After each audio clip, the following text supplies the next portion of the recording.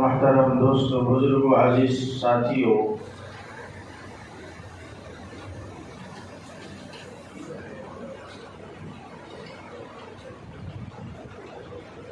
حضرت عمر بن الخطاب رضی اللہ تعالی عنہ کے واقعات سے آپ لوگ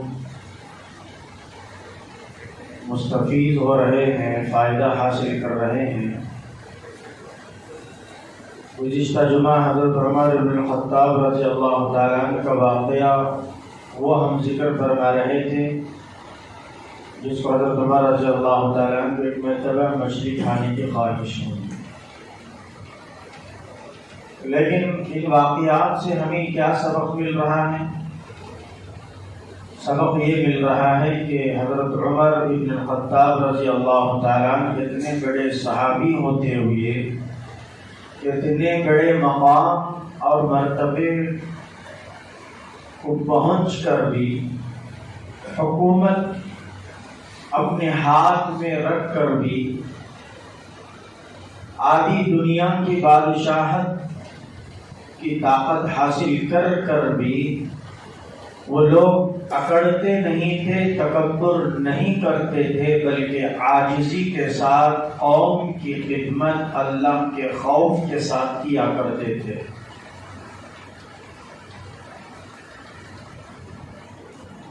حضرت عمر بن الخطاب رضی اللہ تعالیٰ عنہ کے دل میں خدا کا خوف تھا اور آخرت کا استحضار رہتا تھا کہ آخرت میں مرنے کے بعد میں اللہ کے سامنے کیا جواب دوں گا۔ اللہ نے مجھے حکومت دی، سلطنت دی، طاقت دی، بادشاہت دی، تمام چیزیں اللہ نے عطا فرمائی۔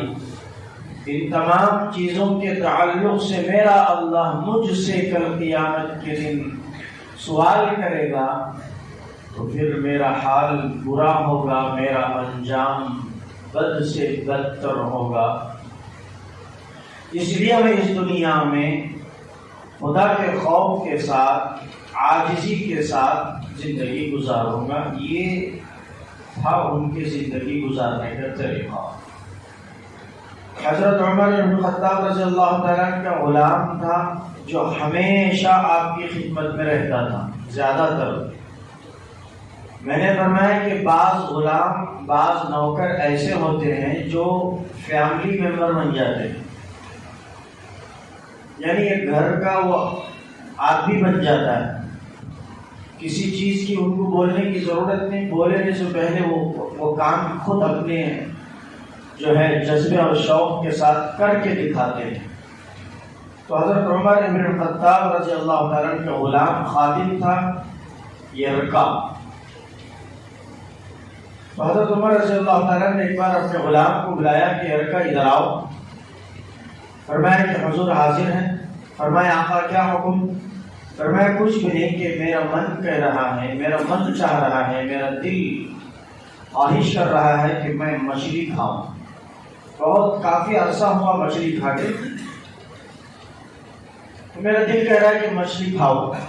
تو حضرت عمر بن الخطاب رضی اللہ عنہ کا غلام نے کہا کہ حضور حکم ہو آپ کا، اشارہ، میں جا کر جو ہے لے کر آؤں، یعنی تو دونوں چلیں، جا کر وہاں مچھلی کا جو ہے بندوبست کر کے لائیں اور مچھلی کھائیں۔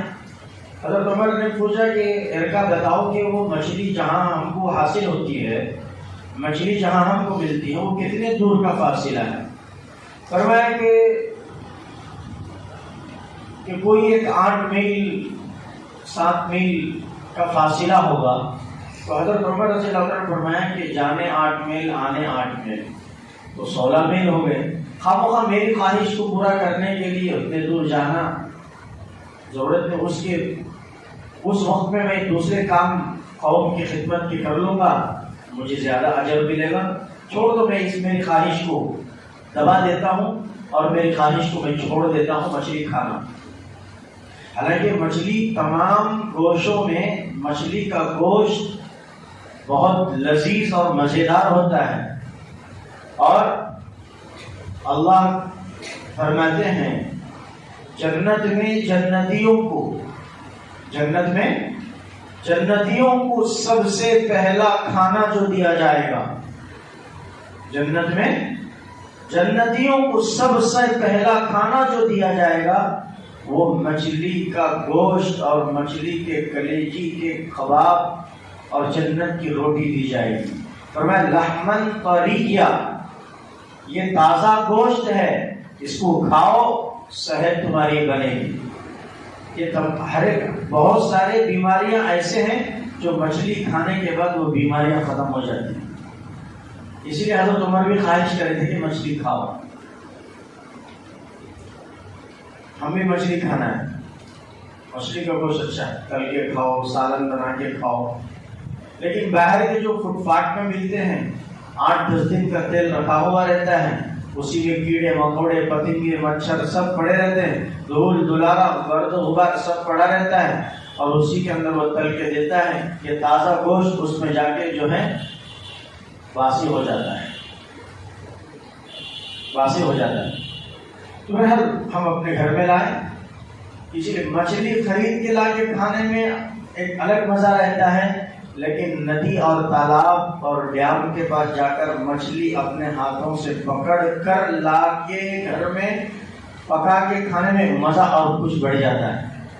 پکڑنے کا مزہ، لانے کا مزہ اور کھانے کا مزہ، 3 مزے بڑھ جاتے ہیں۔ بہرحال تو حضرت عمر نے یہ خواہش ظاہر کی، لیکن دور رہنے کی وجہ سے اپنے خواہش کو دبا لیا، چھوڑ دیا۔ اتنے میں حضرت عمر رضی اللہ عنہ کا خادم جو یرکا تھا، انہوں نے سوچا کہ بھئی اتنے سال میں نے حضرت عمر کی خدمت میں رہا، آج تک مجھے اپنی خواہش کا اظہار اس طریقے سے اور اس محبت بھرے انداز میں حضرت عمر رضی اللہ عنہ نے مجھے نہیں فرمایا۔ آج کہہ بھی دیا لیکن وہ بھی ادھورا، وہ بھی چھوڑ دیا۔ ایسا نہیں کرنے کا ایک کام کرتے ہیں، اپنے حضرت عمر کے سامنے سے نکلا تو مجھے پکڑیں گے، پکڑ کر تنبیہ کریں گے، جانے نہیں دیں گے۔ کرتا یہ کام ہوں کہ حضرت عمر جب ظہر کی نماز کو چلیں گے میں حضرت عمر کے پیچھے نماز پڑھوں گا، اور ویسے بھی آج کچھ مہمان آئے ہوئے ہیں دور دراز سے حضرت عمر کی ملاقات میں، اور نماز کے بعد حضرت عمر مہمان کے ساتھ بیٹھ جائیں گے، اور حضرت عمر مہمان کے ساتھ بیٹھتے تو 4-5 گھنٹے ہو جاتے تھے۔ تو ایسے ہی ہوا، ظہر کی نماز حضرت عمر کے پیچھے کیا، 2 رکعت سنت نماز پڑھ لی، دیکھا کہ حضرت عمر مہمانوں کے ساتھ یہ باہر نکلے، گھوڑا عرب کا زبردست تازہ گھوڑا بنا ہوا تھا، بہت ہیٹ تھا، چالاک اور بہت تیز رفتار میں دوڑنے والا گھوڑا تھا۔ وہ لے لیا، اس کے اوپر سوار ہوئے اور زوردار طریقے سے اس گھوڑے کو بڑی جو ہے شدت کے ساتھ دوڑایا، یعنی تیز رفتار کے ساتھ دوڑایا۔ 8 میل وہاں جہاں ندی تھی وہاں پر مچھلیاں پکڑنے والے تھے، ان کے پاس گئے اور ٹوکرا مچھلیاں خرید کر، یعنی بہت ساری مچھلیاں خرید کر گھوڑے پر رکھ کر واپس پلٹ کے آئے، اور آ کر جو ہے گھوڑے کو دھوپ کے اندر رکھ دیا۔ اب دیکھا کہ ٹوکرے کو لے جا کے گھر میں رکھ دیا، گھوڑے کو دھوپ میں باندھ دیا، لیکن خیال آیا دل میں کہ بھئی میں گھوڑے کو تو ایک تو دھوپ میں دوڑا کر لایا ہوں، 8 میل جانے 8 میل آنے، سمجھو کہ 20 کلومیٹر جا کے آیا ہے۔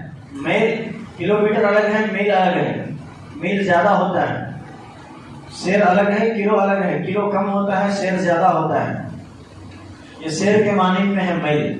تو 20 کلومیٹر کے سفر میں طے کر کے آیا ہوں، گھوڑے کو پسینہ آیا ہوگا، اور اب یہاں میں باندھوں گا تو گرد و غبار لگے گی تو پتہ چل جائے گا کہ گھوڑے کو کوئی سفر میں لے کے جا کے آیا ہے اور وہ میرے اوپر شک کریں گے۔ تو چھاؤں کے اندر باندھ دیا۔ چھاؤں کے اندر باندھنے کے بعد کیا کیا، سوچا، پھر خیال آیا کہ میں ایسے ہی باندھوں گا تو پھر اس پسینے پر مٹی پڑے گی، معلوم ہو جائے، تو اس گھوڑے کو اچھے طریقے سے دھلایا، پانی کی ڈال کر دھو ڈالا۔ دھونے کے بعد چھاؤں کے اندر باندھ کر عصر کی نماز کے لیے چلے۔ عصر کی نماز پڑھ لی، عصر کی نماز کے بعد حضرت عمر رضی اللہ عنہ باہر آئے اور یہ غلام یہ رکھا، سلام کیا، السلام علیکم، وعلیکم السلام، کہا کہ حضور اے میرے آقا، آپ کی خواہش اللہ نے پوری کر دیا ہے۔ حضرت عمر نے فرمایا، یرکا کیا بات کہہ رہے ہو، کون سی خواہش میری؟ کہا کہ آپ نے صبح مچھلی کھانے کی خواہش ظاہر کی تھی، اس خواہش کو اللہ نے پوری کر دیا ہے۔ کہا کہ وہ کیسے؟ کہا کہ میں نے مچھلی جا کر لے کر بھی آیا ہوں، آپ کہو تو میں گھر جا کے اس کو فرائی کر کے تل کر جو ہے آپ کے سامنے پیش کر دوں آپ کی خدمت میں۔ تو حضرت عمر رضی اللہ عنہ فوراً اس کے سوال کا جواب نہیں دی، اس کی بات کا جواب نہیں دیا، فوراً باہر آئے اور سیدھا جہاں پر گھوڑے کو انہوں نے باندھا تھا وہاں پر چلے، اور جانے کے بعد دیکھا گھوڑے کے پیٹھ پر ہاتھ پھیرایا، گھوڑے کے ٹانگوں پر ہاتھ پھیرایا، اور اس کے بعد حضرت عمر بن خطاب رضی اللہ عنہ نے گھوڑے کے کان پکڑ کر ہٹایا۔ گھوڑے کے کان پکڑ کر ہٹانے کے بعد فرمایا کہ یرکا ادھر آؤ۔ اب اس کے دل میں ڈر پیدا ہو گیا کہ حضرت عمر شاید کہ پہچان لیے ہیں میں جا کر آیا ہوں، گھوڑے کو لے جا کر گھوڑے کو سوار کر کے اس کے اوپر سوار ہو کر میں جا کر آیا ہوں، حضرت عمر پہچان لیا، اب میری خبر نہیں، اب میں بچ نہیں سکتا، اب مجھے ڈانٹ پڑے گی، تنبیہ پڑے گی، اب کرنا کیا ہے، سامنے ہے، چکا کے بھاگ تو نہیں سکتا۔ حضرت عمر نے بولا یرکا ادھر آؤ۔ کہا کہ آقا کیا بات ہے؟ ڈر رہے کیوں؟ سیدھا کھڑو۔ تو سیدھا ہمت کے ساتھ کھڑے ہو گئے۔ فرمایا کہ یرکا تو نے پورے گھوڑے کو پانی سے دھو تو دیا ہے، لیکن اس کان کے پیچھے کے حصے کو بھول گیا ہے، اس کان کے پیچھے کے حصے کو بھول گیا ہے۔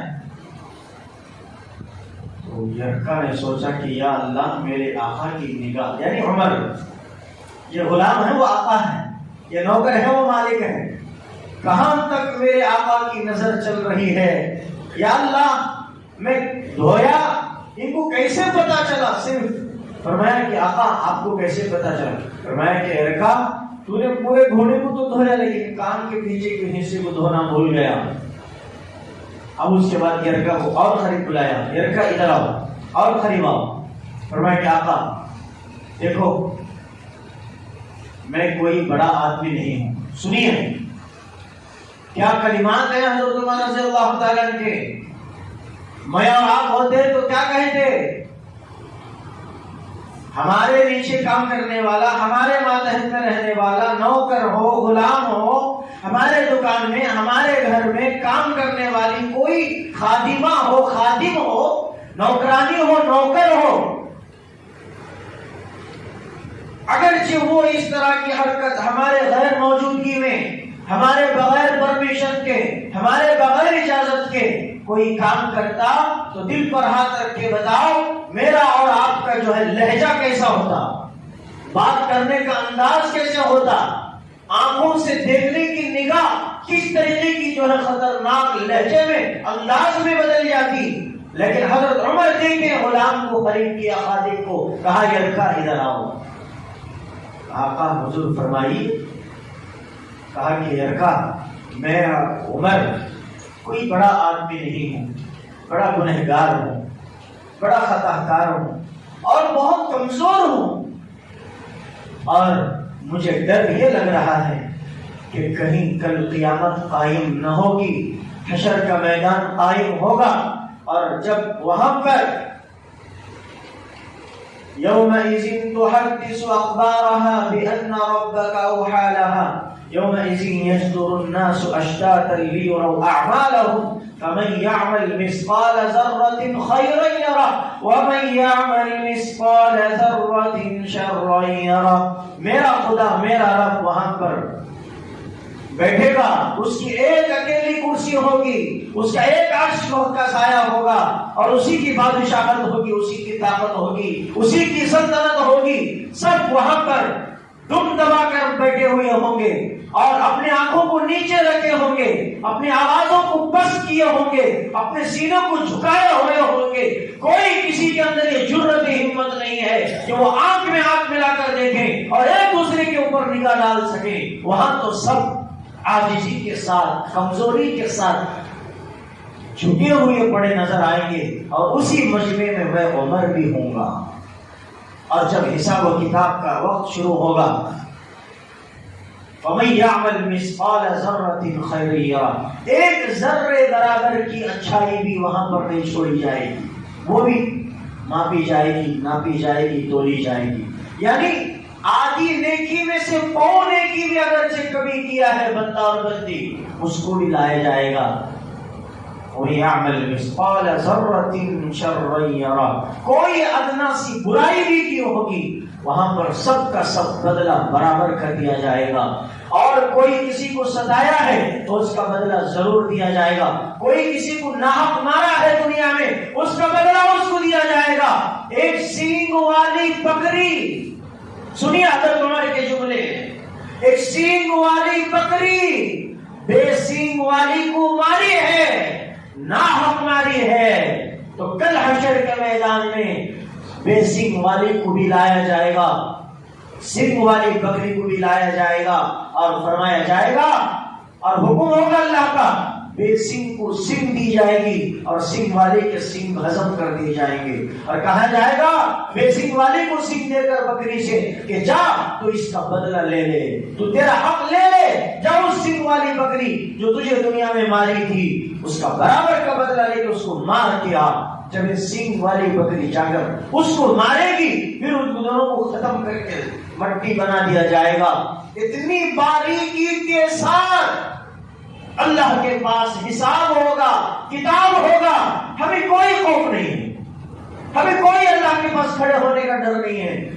فرمایا اللہ تعالیٰ نے وَأَمَّا مَنْ خَافَ مَقَامَ رَبِّهِ، جس نے اپنے رب کے سامنے کھڑے ہونے سے ڈر گیا، یعنی اس کے دل میں ڈر محسوس ہوا کہ میں مرنا ہے، میرے اللہ کے سامنے کھڑے ہونا ہے، میں جواب دہی دینا ہے، میرا اللہ مجھ سے سوال کرے گا، رات کے سوالات بھی کرے گا، دن کی زندگی کے بھی سوالات کرے گا، تنہائی کی زندگی کے سوالات ہوں گے، اجتماعی زندگی کے سوالات ہوں گے، شوہر ہے تو بیوی کے تعلق سے پوچھا جائے گا، بیوی ہے تو شوہر کے تعلق سے پوچھا جائے گا، اور بیٹی ہے ماں کے تعلق سے، ماں باپ کے حقوق کے تعلق سے پوچھا جائے گا، بھائی ہے دوسرے بھائی کے حقوق کے تعلق سے پوچھا جائے گا، کوئی کسی کا کسر باقی نہیں رہے گا، کوئی کسر نہیں چھوڑا جائے گا، سب کا سب حساب و کتاب وہاں پر برابر ہوگا۔ یہ خوف، یہ ڈر حضرت عمر کو ستایا، فرمایا ارکا کل حشر کا میدان ہوگا، یہ ساری چیزیں ہوں گی، میرا اللہ کے دربار میں، میرے رب کے دربار میں اگرچہ یہ گھوڑا شکایت کر دے کہ اے میرے رب، اے میرے اللہ، میں تیری مخلوق تھا، تو میرا خالق تھا اور یہ میرا آقا تھا، لیکن اس نے مجھے اپنی خواہش کو پورا کرنے کے لیے خامو خواہ مجھے 16 کلومیٹر 20 کلومیٹر کا سفر طے کرایا، کیا میرا یہ جرم تھا کہ میں بے زبان تھا، کہ میرے جرم تھا کہ میں بے زبان ہوں، اس لیے مجھے کسی طریقے سے بھی استعمال کر لے؟ کیا سوچ ہے، جانور کے تعلق سے اللہ سے ڈر رہے ہیں۔ کون؟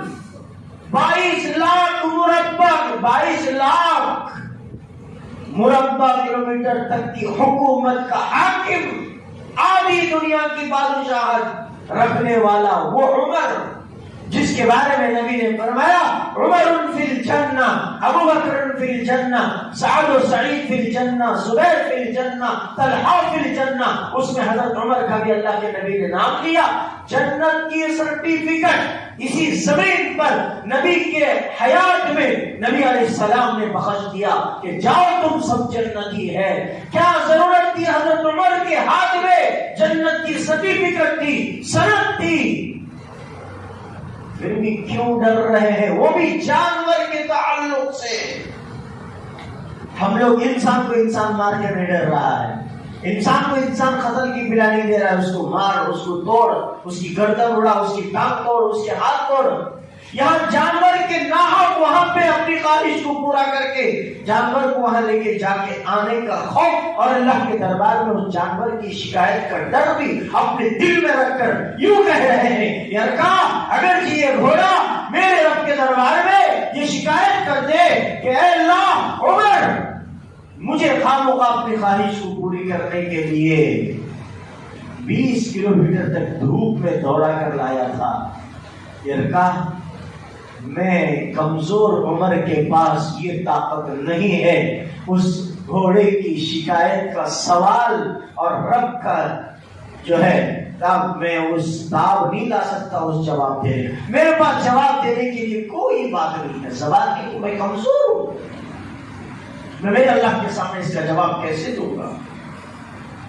خدا کی قسم دوستو بزرگوں، حضرت عمر بن خطاب رضی اللہ تعالیٰ کا غلام یہ رکھا، کہتے ہیں واللہ اللہ کی قسم کھا کر کہتا ہوں، میرے باپ کا جب انتقال ہوا، میرے ابا کی وفات ہوئی، اس وقت بھی میں نے اتنا نہیں رویا جتنا کہ حضرت عمر کی اس ایک بات پر میں نے رویا۔